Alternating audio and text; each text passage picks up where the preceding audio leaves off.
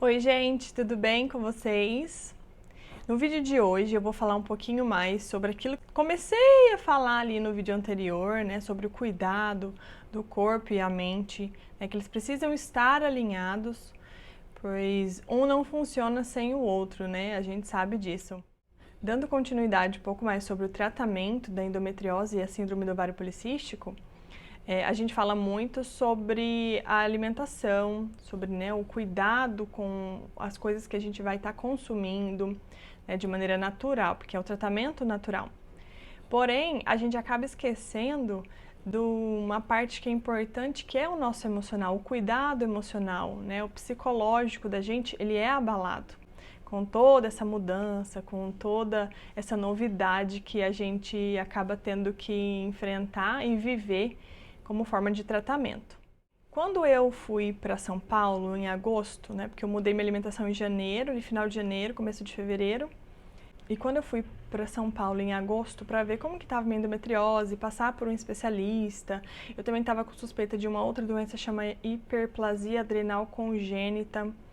Eu fui para São Paulo como uma maneira de encontrar especialistas no assunto. Eu fui para ver sobre o caso da hiperplasia, fazer os exames, um estudo genético e acabei passando por um especialista em endometriose, né, uma referência no Brasil e mundo. E lá eu descobri que a minha endometriose estava muito pior do que eu podia imaginar, do que os exames que eu havia feito há quase um ano antes, né?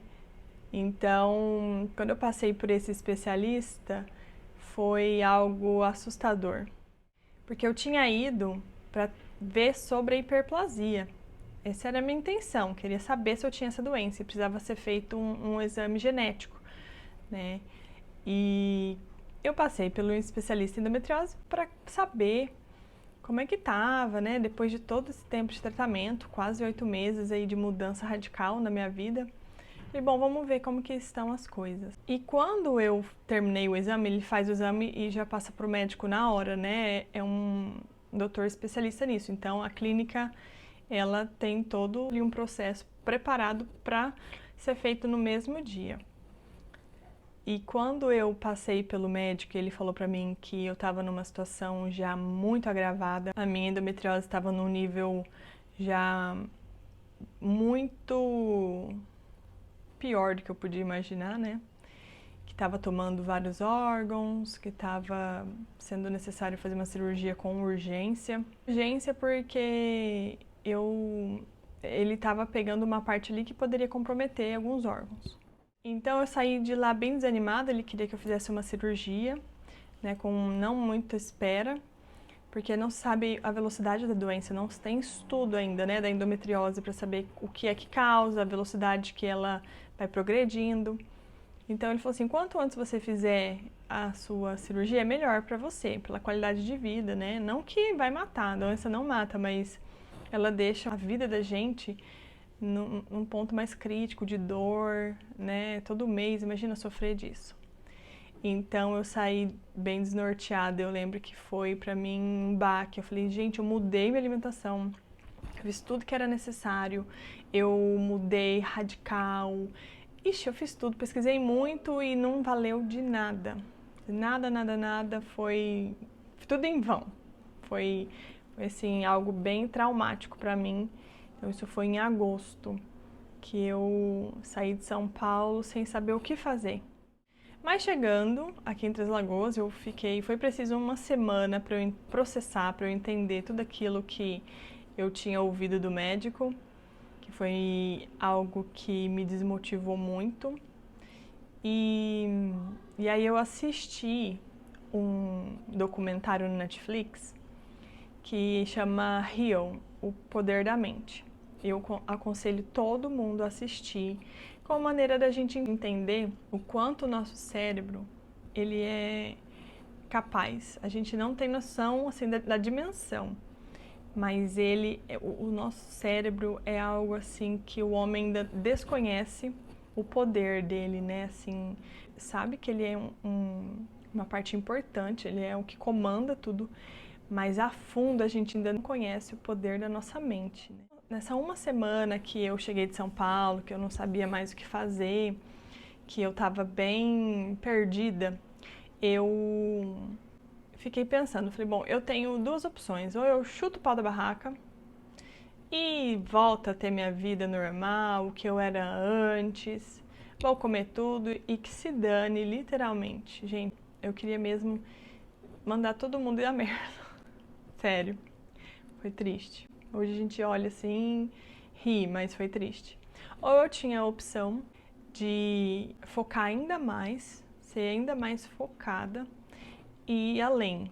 Eu cortar radicalmente o glúten e a lactose, que era o que eu tinha ouvido falar sobre a questão da endometriose e tudo. Então, no meio dessas duas opções, eu decidi escolher a segunda. Falei, vamos arriscar. Eu não andei tudo isso em vão, né? Eu não mudei tanto, não fui atrás de tanta informação para desistir no meio do caminho. E aí eu assisti esse documentário, que foi algo que foi transformador, porque ele me fez enxergar um lado que eu não estava enxergando. Eu estava apenas cuidando do meu físico, cuidando apenas do meu corpo, né? Da questão fisiológica ali, do funcionamento dele. Só que eu estava esquecendo de pensar, eu estava esquecendo de cuidar do meu emocional, esquecendo de conhecer um pouco mais da nossa capacidade. E foi onde eu caí no Instagram da Juliana, né, que ela fazia lives de meditação. E foram 21 dias mais ou menos. E aí eu fiz os 21 dias certinho da live e eu percebi uma diferença muito grande, principalmente no meu emocional. E eu já tinha assistido o Rio, o documentário, entendido o poder da mente ali, como que funciona, partes, né? Porque a gente nunca vai saber por completo como funciona. E aí eu comecei a fazer a prática da meditação diária. E comecei a procurar entender mais o nosso psicológico, como ele funciona, o quanto muitas vezes ele nos atrapalha, a nossa mente nos atrapalha. E foi interessante porque, assim, eu nunca tinha pensado. Eu só pensava em cuidar do meu físico, né, na base da alimentação, nutrindo ele, dando bastante nutrientes, né, deixando ele bem forte, resistente. E estava esquecendo de cuidar dessa parte, do nosso psicológico, do nosso emocional. Eu sempre fiz terapia, mas foi uma opção minha, porque eu sempre entendi que a gente precisa estar com o nosso emocional forte, para que a gente seja forte.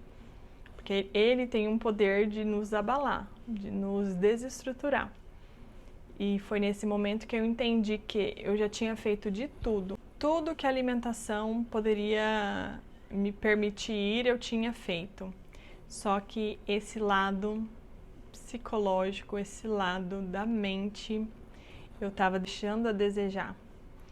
E quando eu descobri isso, quando eu caí em mim, quando eu entendi, aí eu falei, eita, não estou indo tão certo. Alguns pontos precisam ser ajustados.